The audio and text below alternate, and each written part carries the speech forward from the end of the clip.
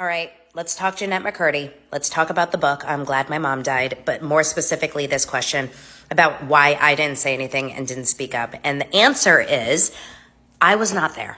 I was personally working in the industry. I was working for Disney and Nickelodeon and all kinds of networks and different shows. I was, in fact, working on a Nickelodeon show at the same time as Sam and Cat, but it was on a different lot.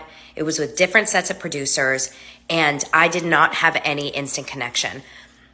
The people that I have spoken to over the years that have worked on shows with someone like a Dan Schneider and, who have worked for Nickelodeon have shared some stuff over the years with me, nothing that's not out there already, just a really, really crappy experiences of verbal abuse and some physical inappropriate stuff. And this is all hearsay because I wasn't there.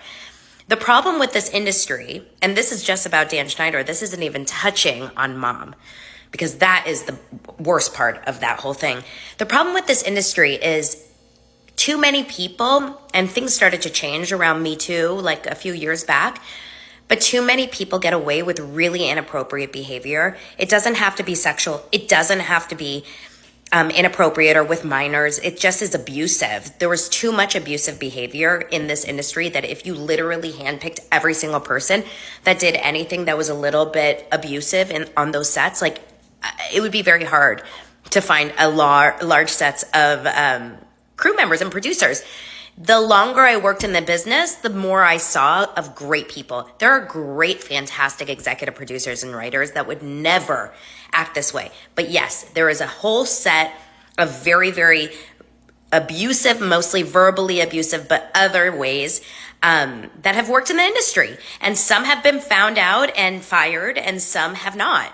But I think when you have a machine, and literally Dan Schneider was creating a machine of very, very successful shows, one after another, you're almost like caught between a rock and a hard place. And I never worked directly for Nickelodeon. I was an independent contractor as a hired person. So I wasn't part of the corporate world.